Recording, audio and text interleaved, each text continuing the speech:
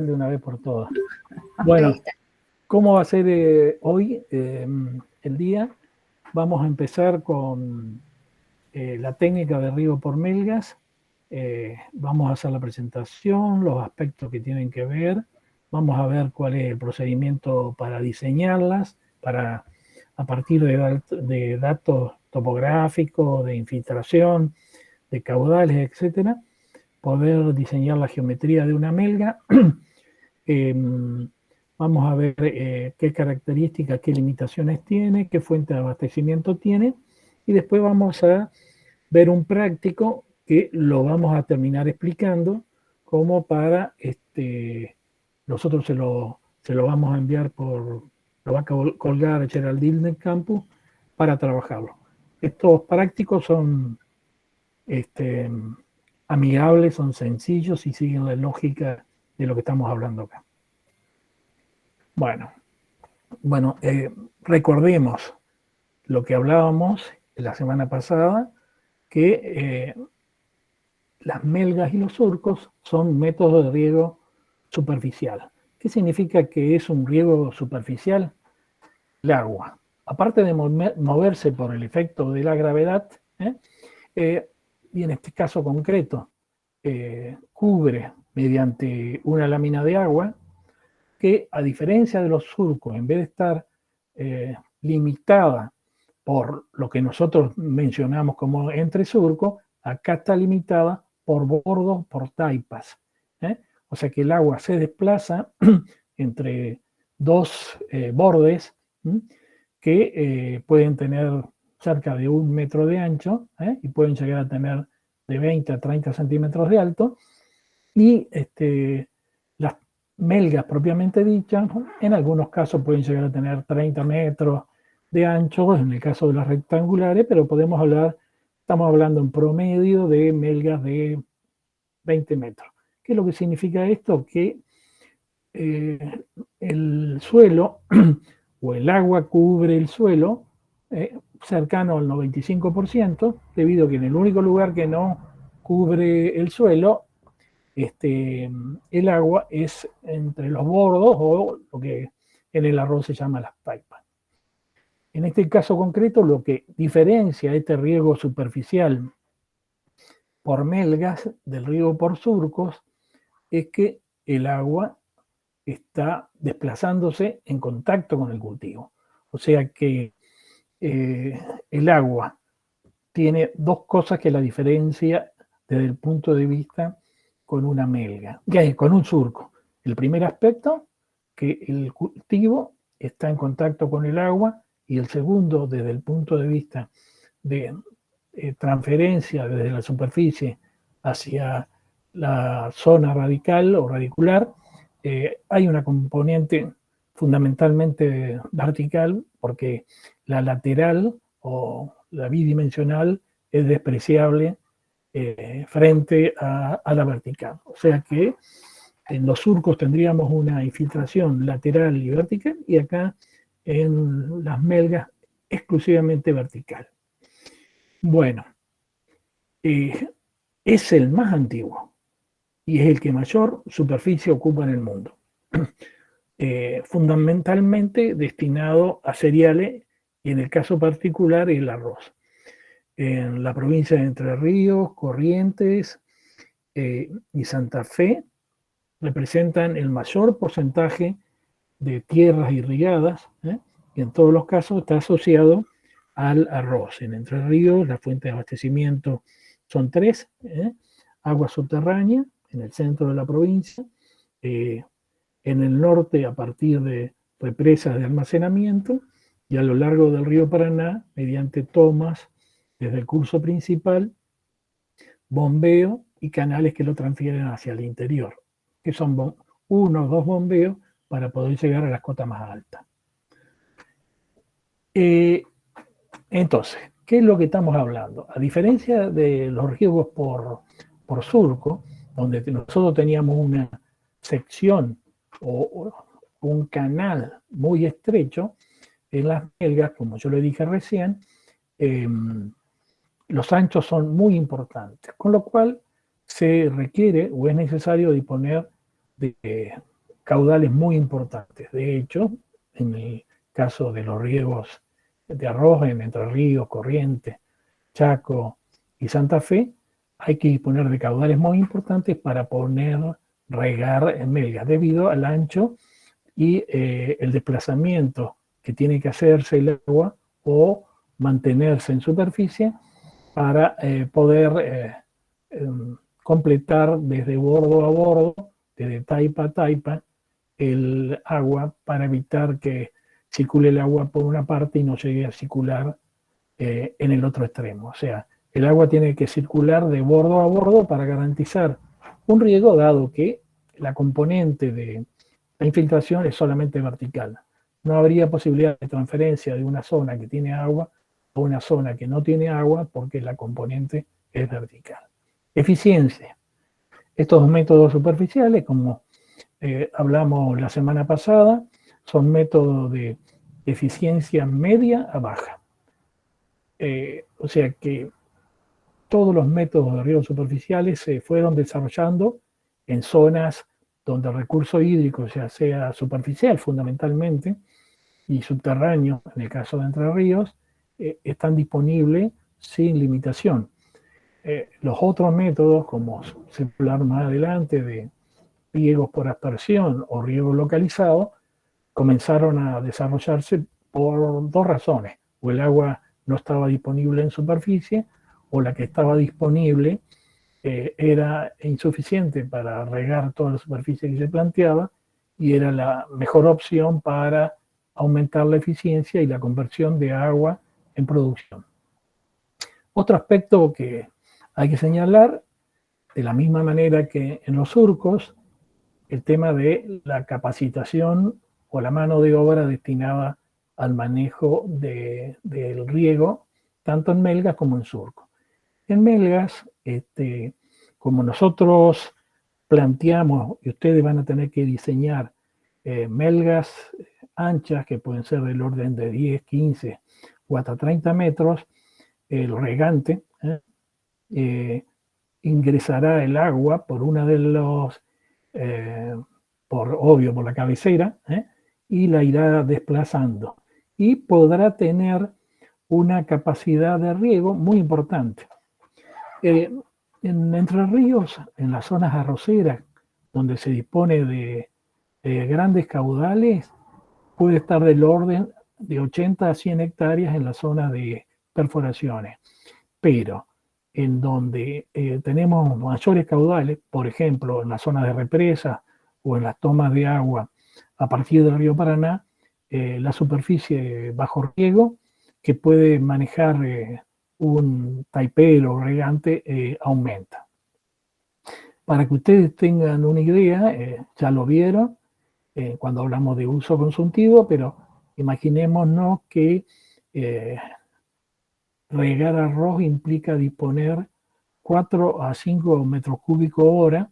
Entonces, si estamos hablando de 100 hectáreas, para hacer los números fáciles, estamos hablando de que necesitamos entre 400 y 500 metros cúbicos hora para poder regar esas 100 hectáreas. O sea que el regante tiene que manejar caudales del orden de un poco más de 120, 130 litros por segundo, para que ustedes se den una idea del caudal que está manejando.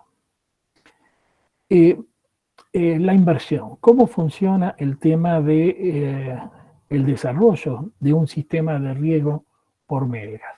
Bueno, entonces todos los métodos de riego superficiales están condicionadas o están limitadas a una adecuada nivelación topográfica.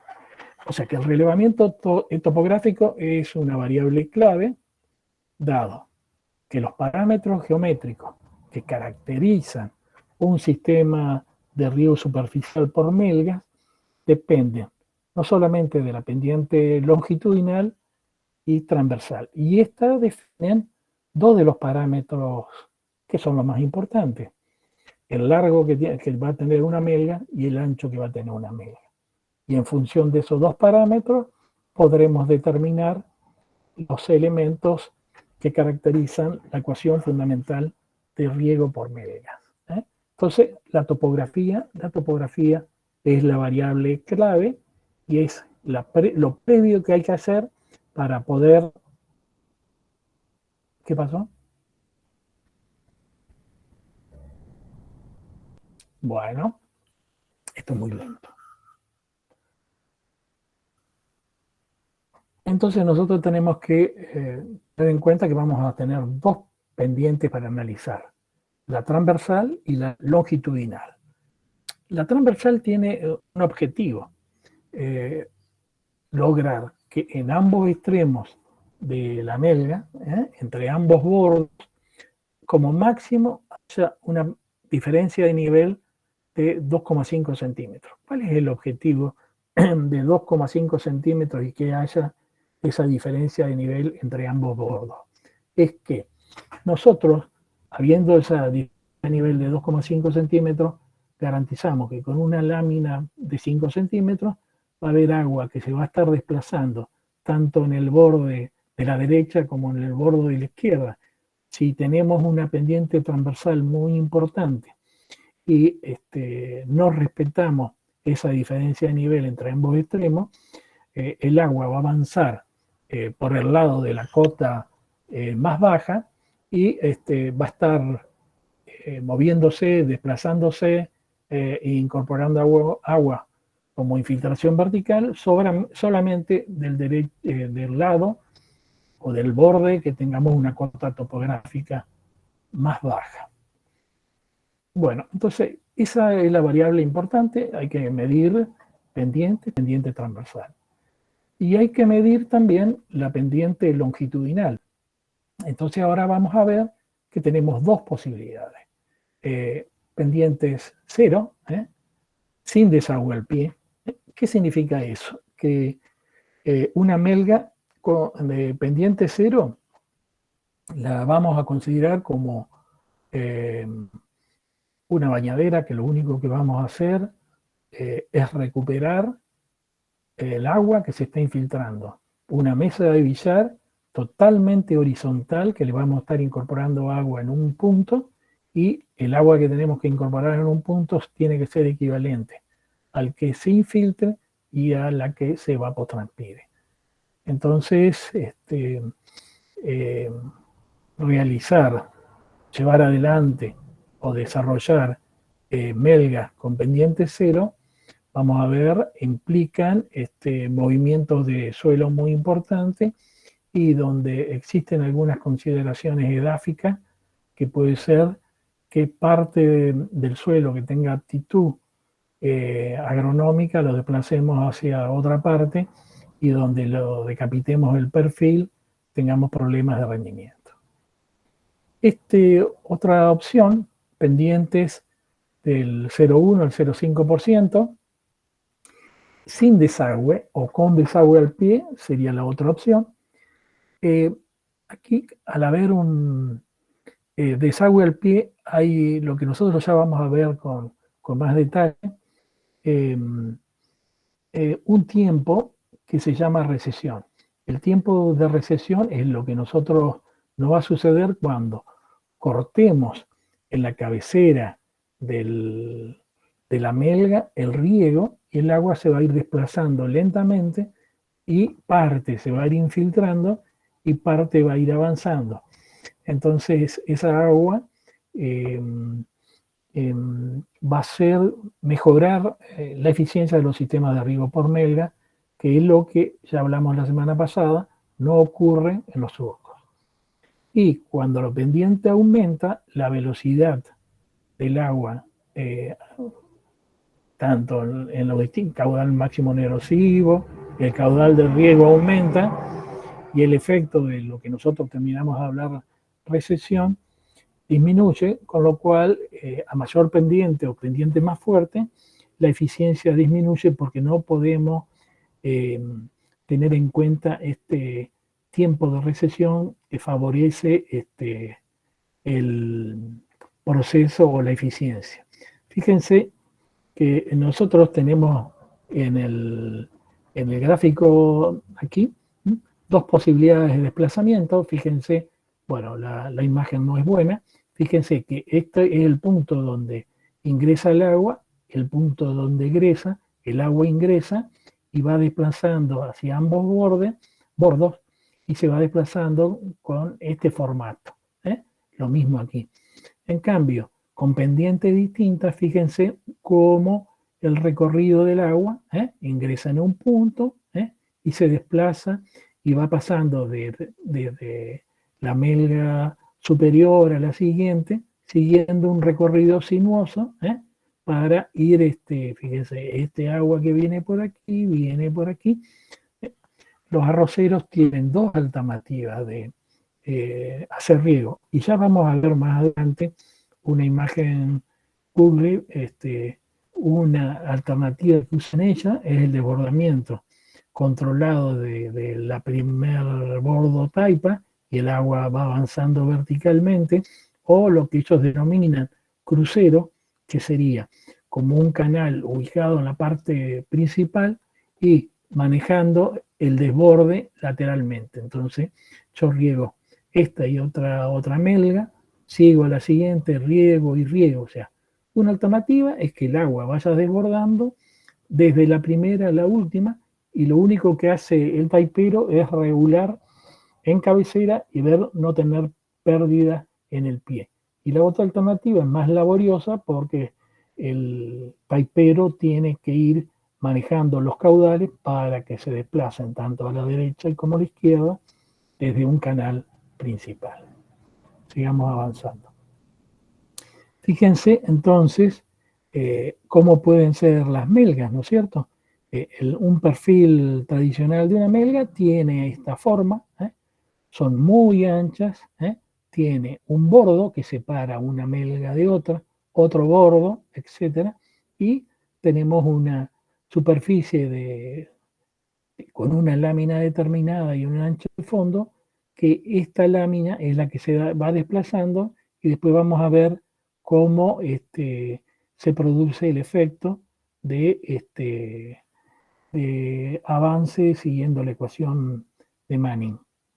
Entonces, el agua se va desplazando, el dibujito no es muy completo, pero aquí estarían un bordo u otro bordo, acá está el cultivo, entonces el agua va desplazándose así, y entre bordo y bordo va creciendo o desarrollándose el cultivo. Bueno, entonces, como dijimos nosotros, tenemos dos posibles opciones de melgas. Melgas con pendiente. Recuerden que de la misma manera que hablábamos en surco, tenemos lo que nosotros llamamos cabecera y tenemos otro punto que conocemos como pie. El agua ingresa desde la cabecera por algún método. ¿Se acuerdan que habíamos visto imágenes de sifones, roturas mediante asadas? En el caso de surco, no para melga, también podíamos hacer caudal discontinuo. En melga ese método no se aplica, o sea que el agua ingresa a la cabecera, se desplaza el tiempo suficiente para que todo el perfil del suelo que está entre la cabecera y pie sea recargado con el agua de riego y llevarlo a capacidad de campo. En el caso de cómo juega la pendiente y con un adecuado manejo del riego, no tendríamos pérdidas de agua al pie, con lo cual el pie, este agua no la tendríamos. El otro caso, es la representación AA, o sea, en este sentido. Y la representación BB sería una melga y la siguiente melga, como el agua la cubre. El agua aquí puede tener el orden de 5 centímetros, como máximo 10 centímetros de tirante, que se va desplazando. Como le dije yo, un bordo puede estar en 30, 40, originalmente era casi medio metro, ahora se hacen bordos o melgas sembrables, de manera de lograr que toda la maquinaria agrícola pueda sembrar y pasar y copiar, porque si no era una complicación desde el punto de vista tecnológico para la cosecha y la siembra. Y en el otro extremo tenemos la melga sin pendiente. Como hablábamos recién, al ser una melga sin pendiente, no tenemos un pie, no existe el pie. Entonces, en una melga sin pendiente, esta es el perfil A', que sería este que está aquí. Lo único que sí tenemos una sequía en el inicio de la melga, un caudal que derivamos a esta melga, y así sucesivamente esta sequía va avanzando y va regando otra melga, etcétera, etcétera. Y lo que hace este caudal, reponer el consumo que se produce por infiltración y por evaporación y evapotranspiración.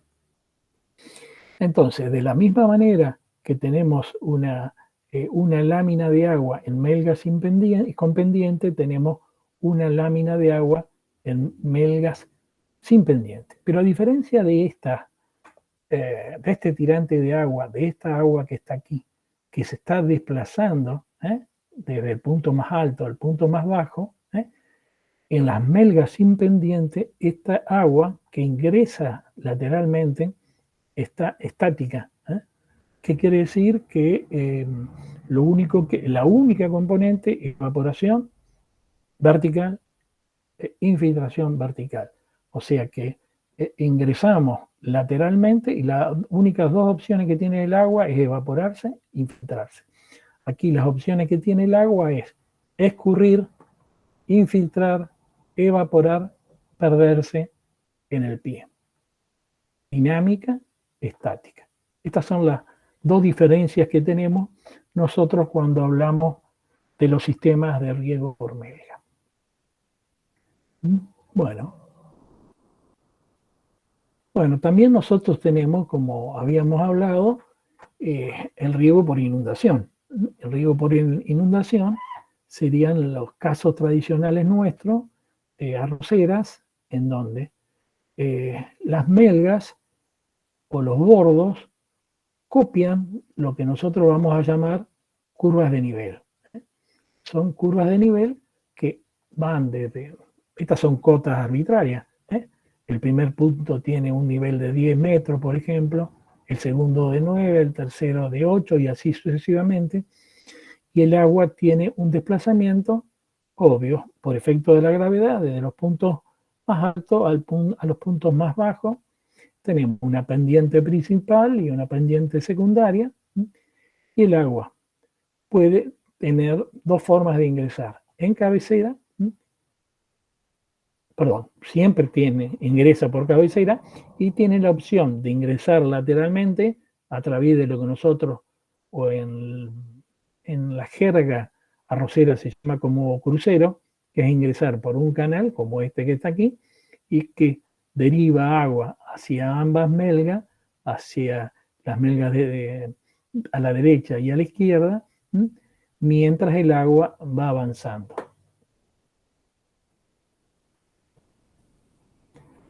Entonces lo que dijimos, sigue las curvas de nivel, circula recorriendo el terreno, copiando la topografía, y se adapta y puede ser factible de ejecutar en terrenos con pendiente fuerte.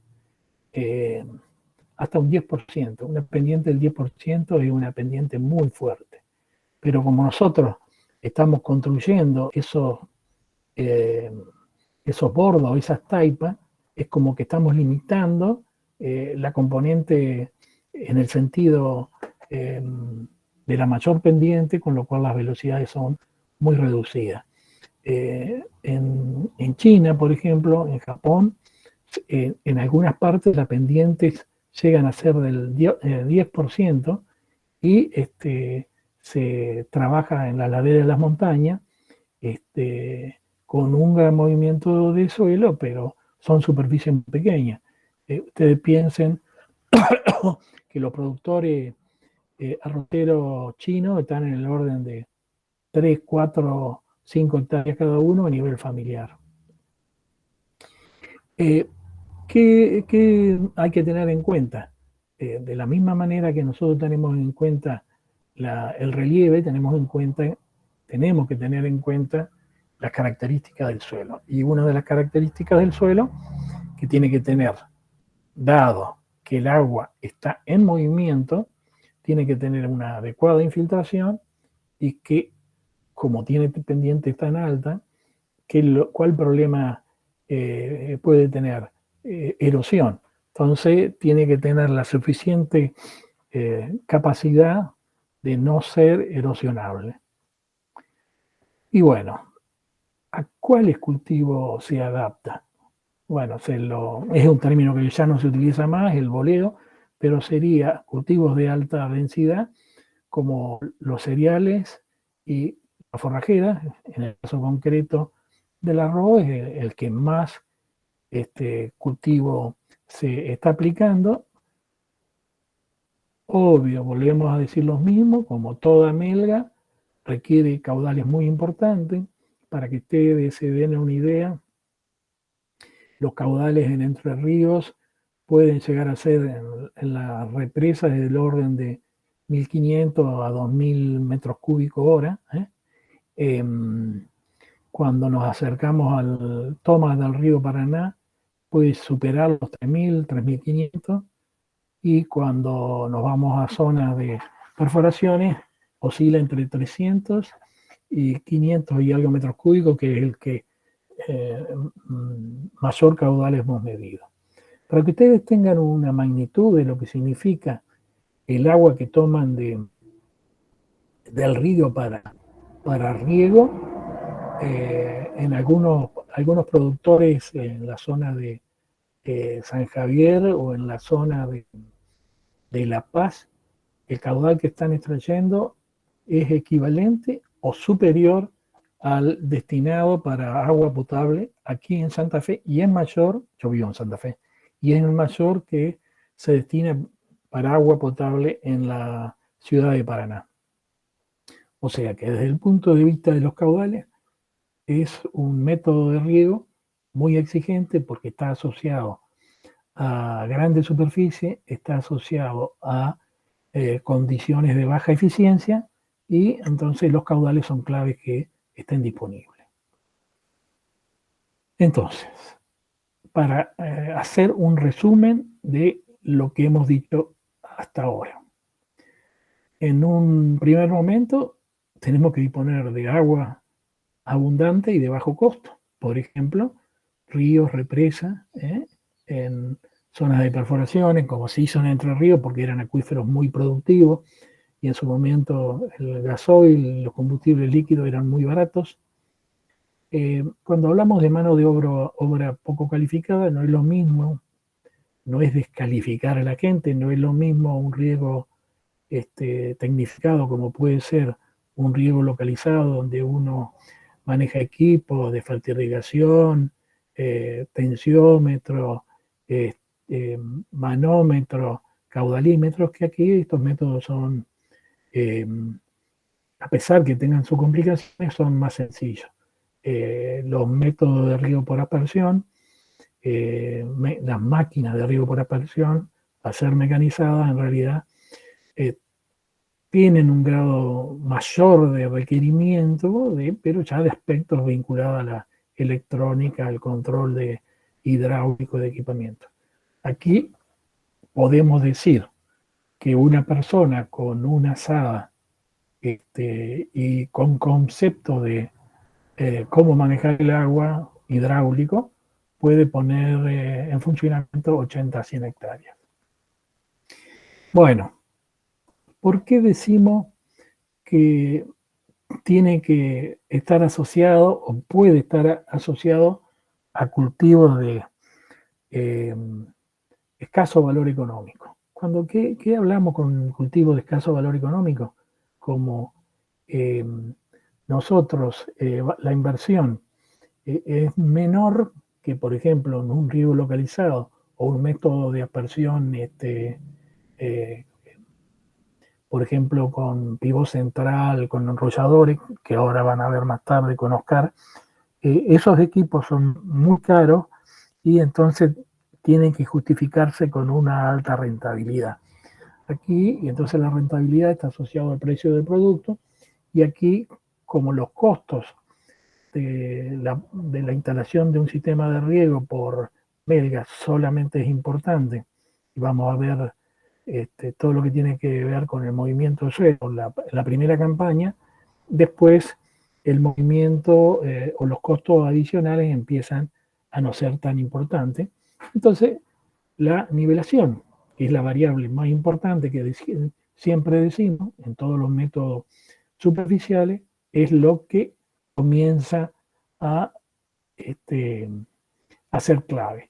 Una buena nivelación genera lo que vemos con esas flechitas amarillas en ese sistema de riego, que los sistemas o el agua se vaya encadenando en el sentido de las cotas o de los niveles más altos hacia los niveles más bajos.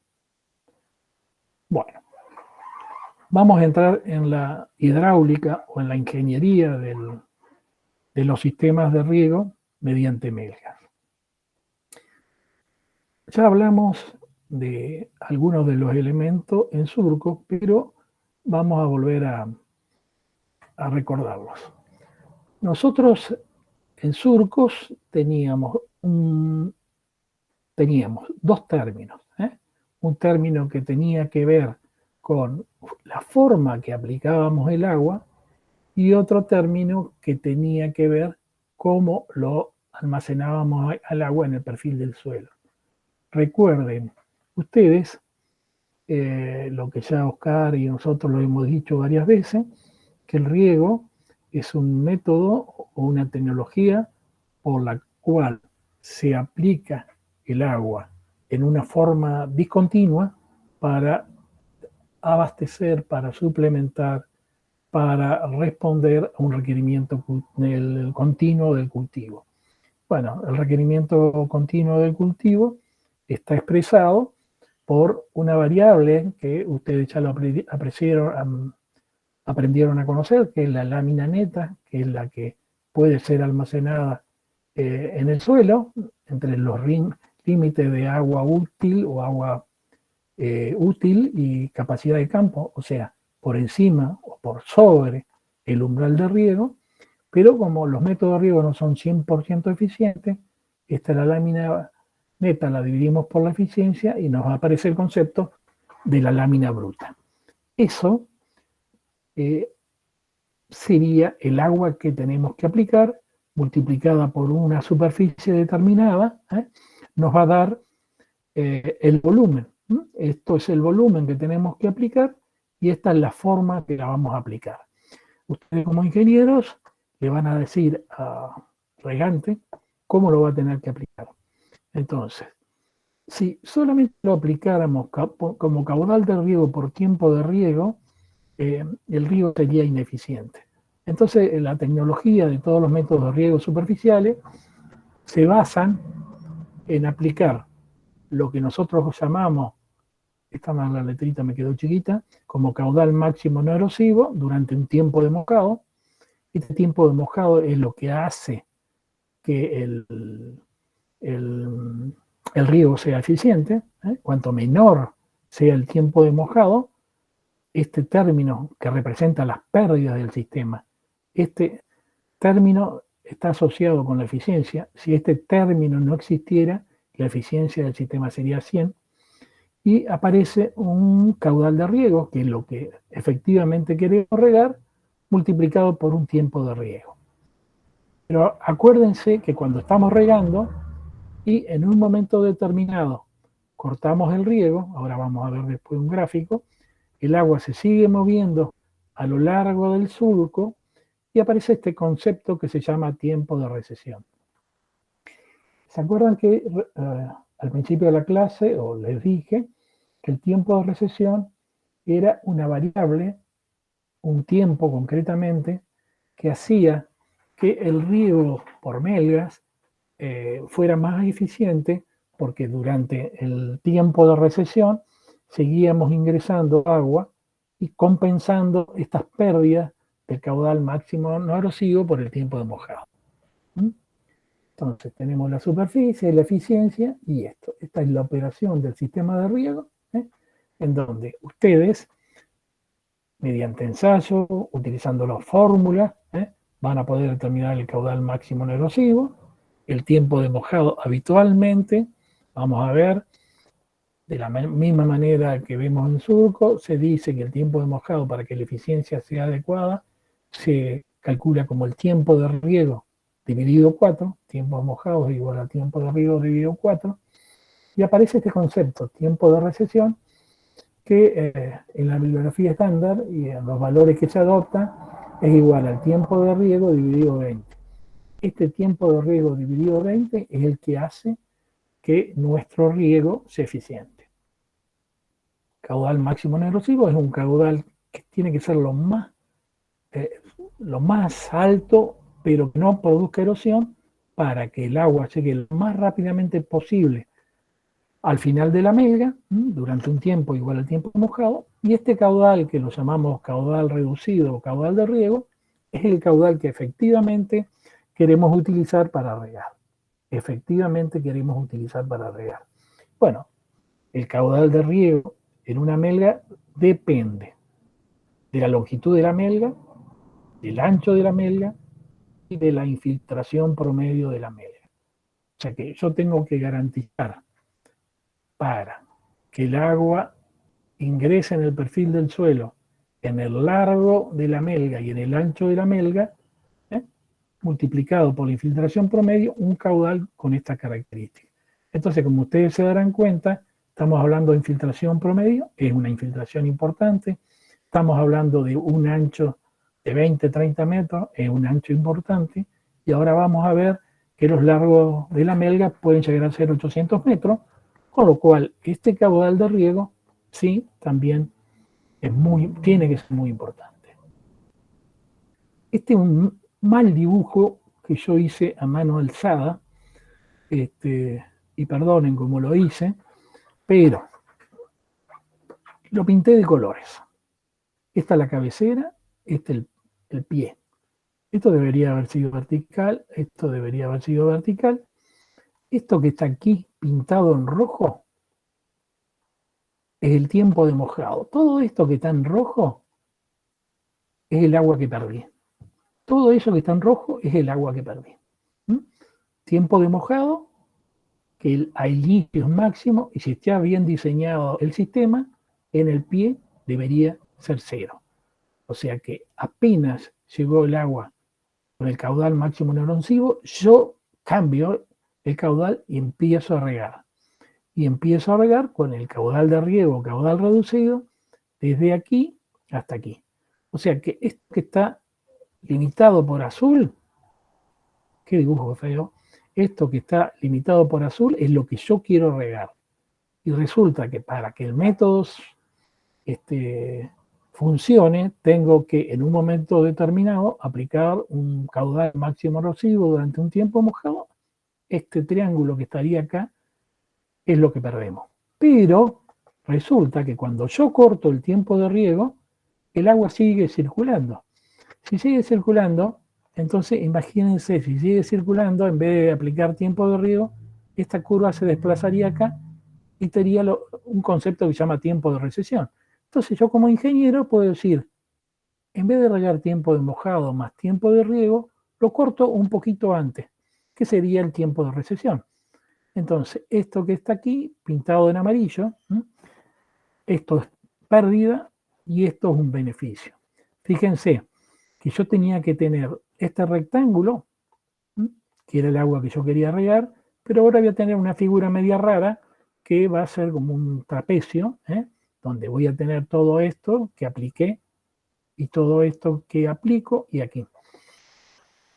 Fíjense ahora lo importante. En la cabecera, el tiempo de aplicación, o sea, el tiempo que va a haber agua en la cabecera, va a ser igual a el tiempo de mojado, este pedacito que tenemos aquí, más el tiempo de riego, que es esto que está aquí, menos el tiempo de recesión. O sea, objetivamente va a ser desde esta línea amarilla hasta esta línea negra. O sea que la eficiencia acá va a ser baja. Si el sistema está bien diseñado, en el pie el mojado va a ser 0, la recesión va a ser 0, entonces el tiempo de aplicación va a ser igual al tiempo de riego.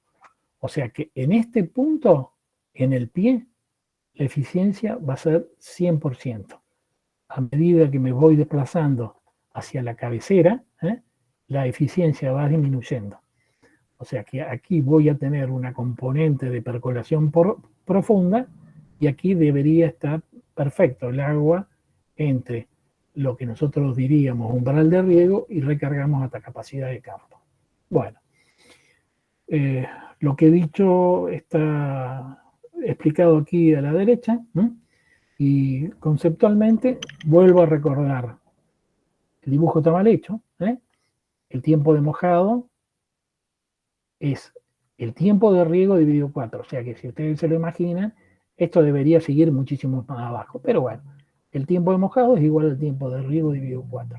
El tiempo de recesión es igual al tiempo de riego dividido 20. Este pedacito es lo que hace que genera una condición más favorable para que el riego sea más eficiente en las melgas que en los surcos. Bueno, ¿por qué existe el tiempo de recesión en las melgas y no existe en los surcos? Recuerden, puedo volver a unas imágenes más atrás. Nosotros en el surco es un canal con una forma geométrica parecida a esta que yo tengo en el pie. Olvídense de la melga que es la que tengo a la izquierda. Esto vendría a ser parecido a un surco, donde yo voy a tener un tirante de agua determinado, una componente de infiltración vertical y lateral. Entonces, esto, acá no voy a tener cultivo, no voy a tener nada, o sea que el N de Manning, o sea, el rozamiento va a ser muy bajo, o sea que el agua aquí se va a mover, como yo voy a tener un tirante importante, no va a haber rozamiento, el agua se va a mover a una velocidad importante, y a su vez los fenómenos de infiltración bidimensional, o sea, lateral y en profundidad van a ser importantes, con lo cual en un surco el agua se va a secar en el surco propiamente dicho, o se va a infiltrar o va a desaparecer muy rápido, con lo cual este tiempo de recesión no lo tenemos en cuenta. Caso contrario, en la melga, el agua se va moviendo entre dos bordos, entre dos taipas que pueden llegar a estar separados hasta 30 metros. El tirante que va a tener es del orden de 5 centímetros. El perímetro mojado, recuerden de la ecuación de Manning, va a ser muy grande, con lo cual el radio hidráulico va a ser solamente esos 5 centímetros, 6 centímetros del que se está moviendo el agua, pero a su vez el N de Manning se va a ver afectado por el cultivo. O sea, recuerden, el agua se mueve donde está el cultivo, con lo cual, aparte de tener la rugosidad propia del suelo, vamos a tener la rugosidad propia del cultivo, que son en general cultivos densos. El agua se va a desplazar muy lentamente, la componente de infiltración solamente va a ser vertical, con lo cual el tiempo de recesión sí va a ser importante. Eso que estamos hablando de tiempo de recesión importante hace que los riegos por melgas sean más eficientes que los riegos por surco. Bueno, vamos a ver formas de melga. Esta es una típica melga rectangular. El pie, la melga, con sus bordos, melgas rectangulares, son suelos que han sido trabajados, nivelados, etcétera, y tenemos un ingreso de agua en cabecera, se va desplazando y el agua debería, de hecho, se va desplazando con una lámina muy pequeña entre estos bordos. Vuelvo a repetir, son cultivos con gran densidad de siembra, se tiene que aplicar en melgas rectas como esta, en terreno llano. Las melgas en contorno sí lo podemos usar en terrenos con mayor pendiente. Y volvemos a repetir, pueden adaptarse para distintos tipos de suelos, pero obvio la infiltración es importante. Eso serían en las melgas rectas. Cuando tenemos un cultivo tipo el arroz, que en cierta manera es una inundación, podemos utilizarlos para suelos de baja capacidad de infiltración como los vertisoles. El problema que tenemos es la erosión. Si la pendiente no es llana, podemos llegar a tener problemas de erosión. Estos son suelos más sueltos que un vertisol. Volvemos a recordar, tenemos que tener grandes caudales. Imagínense que yo voy a estar regando varias melgas de esta característica. Bueno, yo no. El taipero, el regante que va a estar en aquella punta, entonces tiene que disponer de agua desde aquí hasta aquí, desde aquí hasta aquí, y así sucesivamente para regar superficies importantes. Bueno, cuando hablamos de eficiencias altas, nos referimos a los riegos superficiales. No nos referimos a los otros métodos presurizados o localizados. El riego por melgas recta tiene una eficiencia alta con respecto a los otros métodos que vamos a ver más adelante. Clave, todos los métodos de riego superficial y en especial el de melgas recta requieren una muy buena nivelación y un alto costo de instalación. Estos bordos hay que construirlos y esto que está en el medio de estos bordos tienen que estar nivelados para que el desplazamiento del agua sea el objetivo que nosotros estamos pretendiendo. Volvemos a ver melgas rectangulares. Fíjense, tenemos una cabecera, un pie, y tenemos en algunas casos melgas rectangulares, y fíjense que pasamos a otra sección, melgas rectangulares, y acá hay un canal tipo crucero que conduce el agua desde la sequía, o llamemos el canal principal, que es el que me va a hacer, me va a conducir el agua desde el inicio de la cabecera del sistema de riego. Vamos a ver lo que se conocen como melgas en contorno. Bueno, melgas en contorno siguen curvas de nivel. Con lo cual, a diferencia de las melgas rectas, se pueden adaptar a suelos con pendientes hasta irregulares, hasta el 2%, se recomienda pendientes máximas del medio por ciento. Al ser melgas en contornos, no tienen inconveniente adaptarse a geometrías irregulares, porque en realidad la melga copia la curva de nivel, o sea que nosotros vamos a ver después un ejemplo de curvas de nivel de un relevamiento topográfico. Hicimos en un lote de la Fundación ProArroz de 25 hectáreas, y en donde se relevó con una estación total y se marcaron las curvas de nivel, y eso permitió después diseñar la ubicación de los bordos. Bueno, fíjense, tenemos un problema, la topografía, tenemos, perdón, un condicionante que es la topografía, y tenemos otro condicionante que son los suelos. Se adaptan a suelos livianos o pesados, pero tienen que tener extrema velocidad de infiltración. Tiene que ser suelo que se infiltre el agua en los pesados, ¿no es cierto? Obvio, siempre, como nosotros tenemos que desplazar caudales importantes, los suelos no tienen que ser erosionables. Y tenemos que disponer de caudales muy importantes. Fíjense los caudales que estamos hablando, de 300 a 320 litros por segundo. O sea que ya, en vez de estar hablando de 100 y algo de litros por segundo, en algunas zonas de Entre Ríos, de Chaco, de Chaco, de Santa Fe y de Corrientes, estamos hablando de caudales muy importantes. Caudales muy importantes. Volvemos a repetir, como todos los sistemas de melga, habitualmente se destinan a cereales y forrajeras. Los gastos de operación y mantenimiento son medios. ¿Por qué lo de mantenimiento son medios? Porque la nivelación ya la hicimos.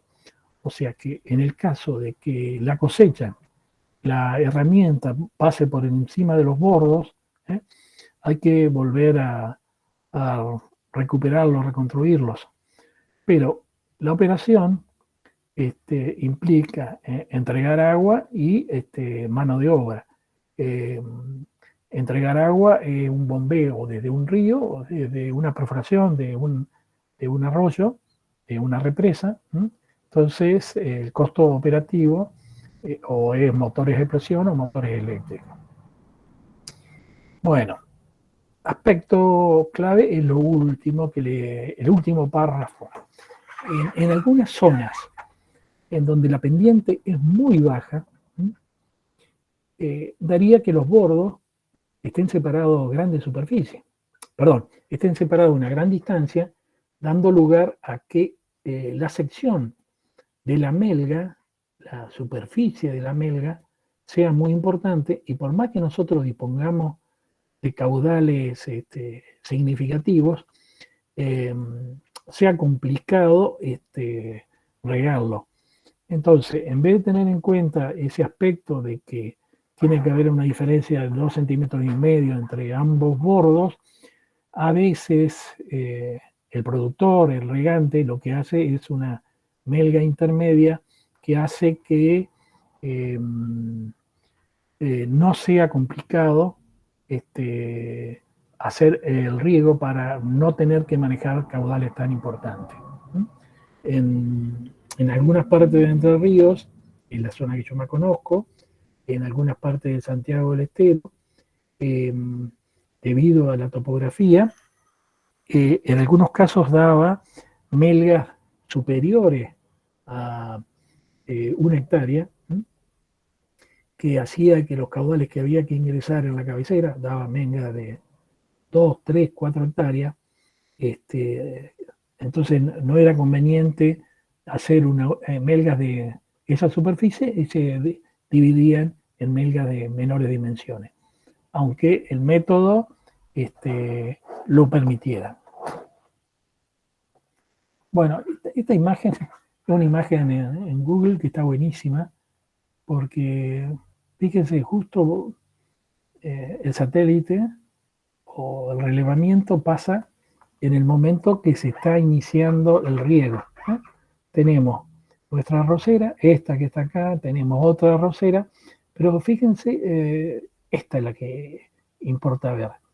Tenemos el canal que se llama canal de crucero, con un poco de imaginación van a poder ver los bordos y cómo va avanzando el agua desde la cabecera hacia el pie.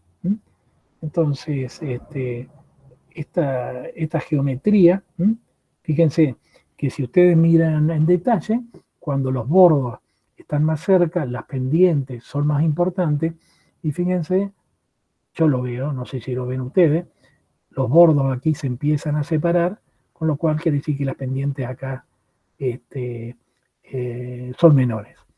El agua en este caso concreto avanza por el crucero, que eso es como se lo conoce, o lo conocen los regantes, y va regando lateralmente. Yo creo que, si recuerdan el dibujo que habíamos hecho al principio, teníamos una opción de ir regando de la cabecera y pasando de una melga a otra, o ir con un canal en el medio, y ese canal distribuye el agua hacia la izquierda y hacia la derecha. Estas son las dos formas de regar que se utilizan aquí en Entre Ríos. A ver qué otra. Me parece que también aquí ustedes ven las curvas de nivel, el agua, cómo se están aplicando, pero esta imagen me parece que es muy, muy importante. Bueno, esto no tiene nada que ver con la materia, pero sí lo que tiene que ver tratamiento de una imagen satelital mediante una técnica que lo podrá explicar mejor Griselda, pero la puse en esta presentación Porque fíjense que en una zona de riego de una arrocera, las melgas son rectangulares.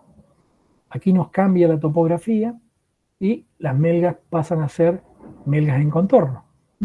Entonces yo tengo un canal que me va a conducir agua para regar estas melgas rectangulares de una manera. Tengo melgas rectangulares acá, melgas rectangulares aquí, una melga con una geometría media extraña, pero de una superficie determinada. Melgas rectangulares y melgas en contorno. Griselda, ¿estás ahí? Estoy. Ah, no. Bueno, ¿podrías explicar la diferencia de los tonos de verde, amarillo y rojo? Sí, ese es bueno, es un trabajo de álgebra entre bandas del rango del infrarrojo y del rojo del visible, que en definitiva nos está diciendo que donde está verde, eh, el índice de verdor, es decir, la exuberancia o lo bien que está el cultivo, es óptimo. Y a medida que se va hacia los tonos amarillos y rojos, deja de haber verde. Más o menos es así. Sí. Bueno, esto podría estar explicado no por el riego propiamente dicho, solamente por el riego, sino por condiciones del suelo, fertilización, etcétera, etcétera. Pero eh, hay zonas que los arroceros le denominan chancho, ¿m? Que zonas donde hay problemas con los cultivos, y aquí puede estar explicado por algún movimiento en esta parte, por un movimiento de suelo durante el proceso de nivelación, porque fíjense que aquí también aparece. Bueno, Pero es en un ejemplo. definitiva, Daddy, otra cosa. Que no podemos analizar la La imagen. imagen esta así, sin saber fecha ni nada, porque a lo mejor es el desecamiento propio, no creo porque se ve agua, eso rojo que Sí, se ve en definitiva va a ser agua, pero una causa podría ser de que el cultivo está madurando y maduró más en esos lugares donde está amarillo. sí, está Me exacto. inclino a pensar, como vos decís, que es una falla de algún tipo, o de Sí, agua, o de... sí, puede haber varios factores limitantes: agua, suelo o la genética del arroz, o malas prácticas, por decirlo de alguna manera. Pero bueno, esta imagen, que no la hice yo, es fruto de mis afanes, como decía un amigo mío. Lo importante que tiene es que es de Entre Ríos, le aviso. Muestra melgas rectangulares en donde la topografía lo permite, y melgas en contorno donde hay cambios de pendiente, y al productor no le quedó otra opción que hacerlo así. ¿Mm? Listo, seguimos entonces. Ya hablamos de melgas en contorno, melgas rectangulares, y ahora hablemos de los aspectos que tienen que ver con la preparación del terreno. La preparación del terreno es la variable clave en todos los métodos de riego superficiales. El agua se mueve por efecto de la gravedad. El desplazamiento del agua en las melgas tiene que ser muy uniforme para lograr que ocupe de bordo a bordo, sin evitar que el agua se desplace solamente en uno de los laterales, de manera de lograr que el cultivo tenga el riego que necesita. Entonces, uno de los métodos que es común en Entre Ríos realizar relevamiento topográfico con nivelación láser. Estos aparatos que están aquí, es interesante verlo de noche porque están continuamente girando, y el tractor tiene un sensor que lo va detectando y hace que gire a la derecha o hacia la izquierda en función si se le sale al tractorista la señal hacia la derecha o hacia la izquierda, y puede llegar a generar curvas de estas características con precisión de 4 o 5 centímetros la diferencia de nivel entre un punto y otro. Vamos a ver que también se puede hacer con una estación total, pero ahí ya requiere más tiempo de trabajo, ir marcando, y un topógrafo y un ayudante o dos ayudantes. Y en su momento, cuando el tema del arroz empezaba, el que llevaba una mira topográfica iba a caballo, iba marcando puntos que le indicaba una persona con un nivel automático, iba caracterizando las curvas de nivel. Bueno, hablando de curvas de nivel, este es un ejemplo. Este es un trabajo que hicimos con la facultad. En su momento lo financió, a la facultad financió mucho trabajo, sigue financiando las tareas que hace Griselda con el tema de la determinación de la superficie arrocera. Y este es un campo que compró la Fundación Arroz en San Salvador. Esto se relevó mediante una estación total. Entonces, cada puntito que ustedes ven en una cruz es un punto donde se determinó la cota topográfica de un punto arbitrario que se le dio cota 100, que era, me parece que estaba aquí en un poste de luz sobre la ruta que va entre San Salvador a Concordia. Se puso una cota arbitraria y se hizo este plano de curvas de nivel del establecimiento, del potrero, como queramos llamarlo. Fíjense que acá tienen ustedes las dimensiones del orden de 700 por casi 500, o sea que este campo tiene del orden de 30 hectáreas, 35 hectáreas. Era un campo chico, pero el objetivo era hacer estudios experimentales, multiplicación de semillas, etc.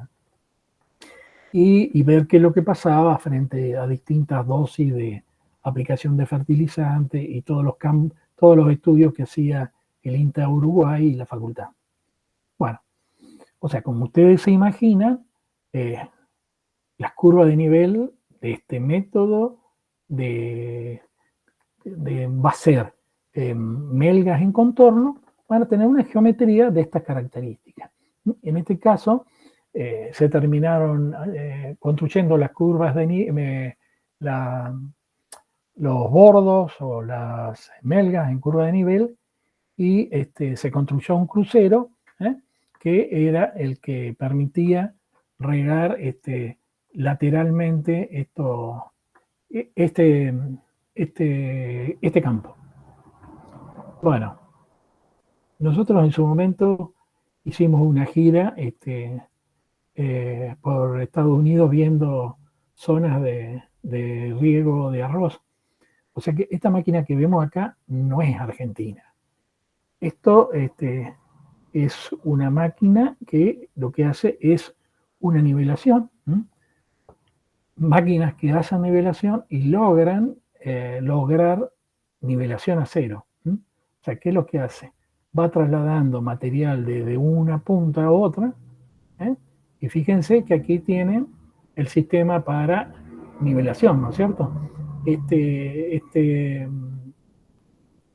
sensor GPS vinculado con otro punto le va indicando dónde tiene que cargar, dónde tiene que descargar, y bueno, logran nivelación a cero. Nivelar a cero significa que los métodos de riego son más eficientes. Parecernos a métodos de riego más eficientes es que nosotros estamos evitando la pérdida de caudales al pie. Eduardo. Sí, escucho, qué susto que me diste. No, volvé si querés buenas tardes, doctor. A la anterior, esas son palas de arrastre en general, ¿no? Las palas de arrastre lo que hacen es mover. Sí, está moviendo suelo. Mover suelo, ¿no? Hay otro equipo muy interesante en la zona rosera que es el rastrón, que también permite nivelar. ¿no? Sí, perfecto. Sí. Son versiones locales de es como, el rastrón sería como una serie de hojas de motoniveladora que permite en cierta manera esto que está aquí lo hace en una V corta y va desplazando el material y logrando uniformizarlo, sí. Bueno, esto aquí lo importante es que tenía, para nivelar, tenía este sensor GPS y con eso lograba nivelación a cero.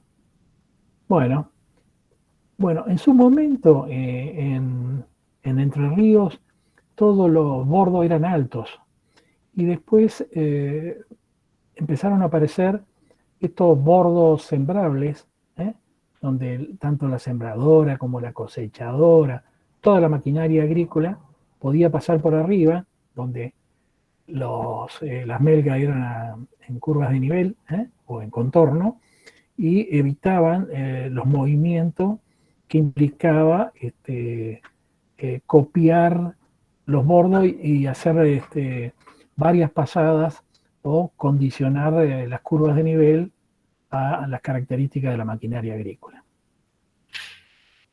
Sí, esto es un ejemplo de los bordos anteriores, la línea, cuando tenemos líneas así, cultivos de alta densidad, fíjense la característica de los suelos, los bordos, pero la máquina pasa y siembra los bordos también.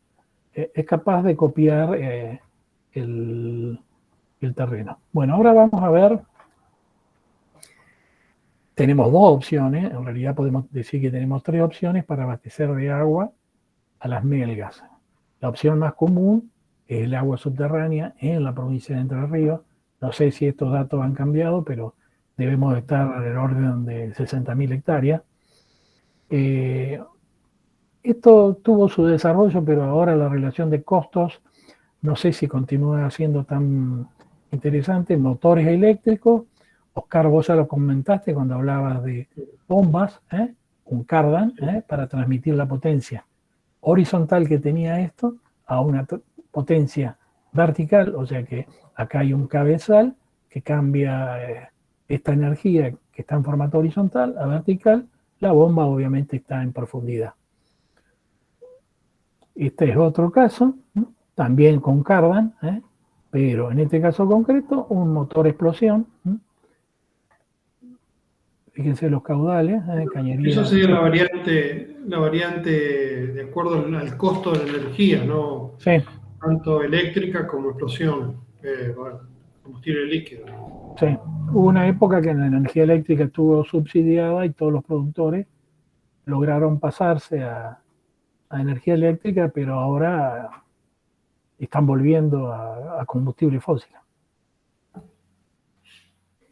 Bueno, y en sus momentos, copiando los sistemas de riego y de abastecimiento de agua de los brasileños de la zona de Río Grande do Sul, se empezaron a desarrollar lo que se conoce como represas de almacenamiento o represas de riego. Esta es una imagen que me pasaron de una represa que se llama La Choza, no es propia, no la sacamos nosotros. Esto que está aquí al frente, lo que ustedes ven, es el cierre de la represa, y tiene en una parte tiene un vertedero por si hay exceso, y hay una toma de agua que conduce mediante canales a las áreas bajo riego. Para que ustedes se den una idea, este sistema de bombeo no es de una represa, está en San Javier, y acá hay un colega, ustedes van a ser colegas de él, de Leonardo Van Ostel, ya no sé cuál de los dos es él, que estaba manejando ese establecimiento que pertenecía a la cooperativa Villa Elisa, Oscar, me parece, a la altura de...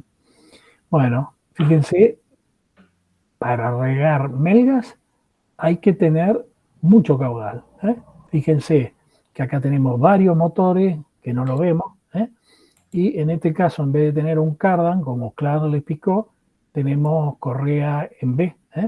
En función de la cantidad de correas en B, es la potencia. Cada correa en B transmite una potencia determinada. Si queremos transmitir mucha potencia, tenemos que poner muchas potencias para transmitirlo. Motor explosión, el cabezal del motor explosión, el cabezal donde está la bomba y que transmite la potencia a...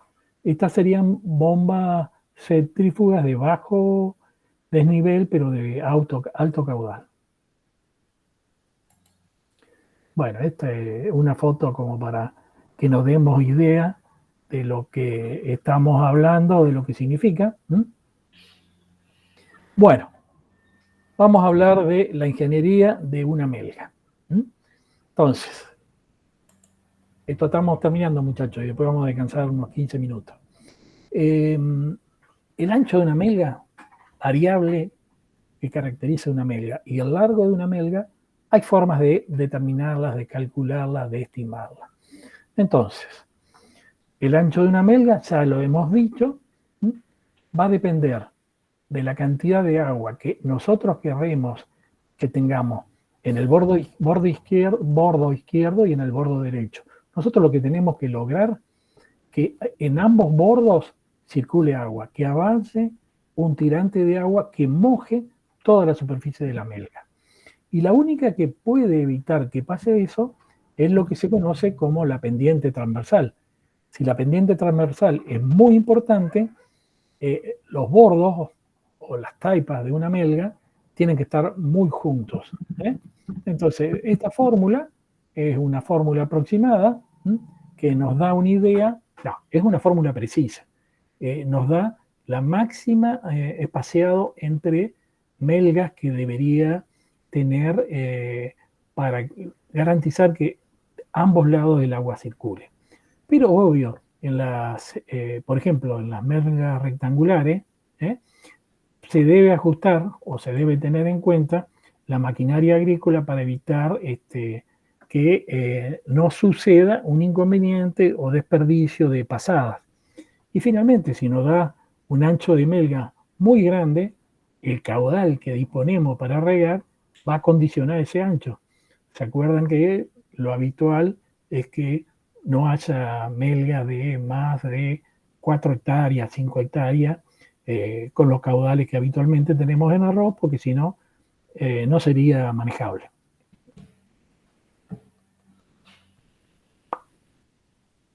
Bueno, entonces, acá volvemos a tener los perfiles y el sentido transversal de la melga y los aspectos que nosotros determinamos decir, y vamos a ver lo que ya mencionamos. Esto lo volvemos a repetir. Tenemos una pendiente transversal, tenemos una pendiente longitudinal, y estas son las formas en que va a ir avanzando el agua en ambas condiciones. Nosotros tenemos que garantizar que el agua monje ambos extremos. Esto ya lo habíamos visto.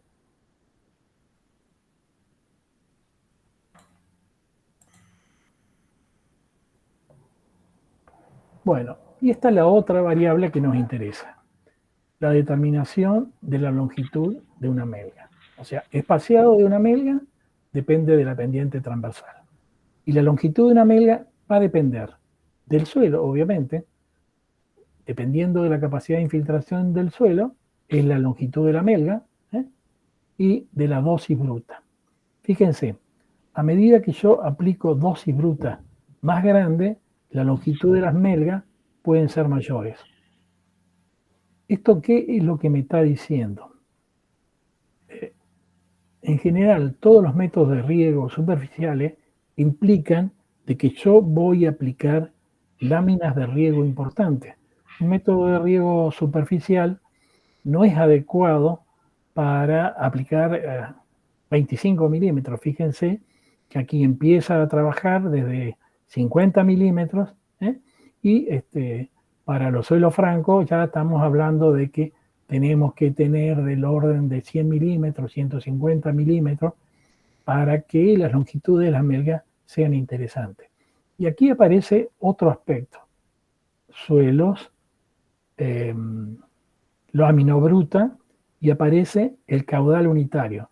Entonces yo le decía, si yo tengo caudales muy pequeños, no voy a llegar hasta el final de la melga. O sea, en este caso tendré que tener caudales del orden de 75 litros por minuto.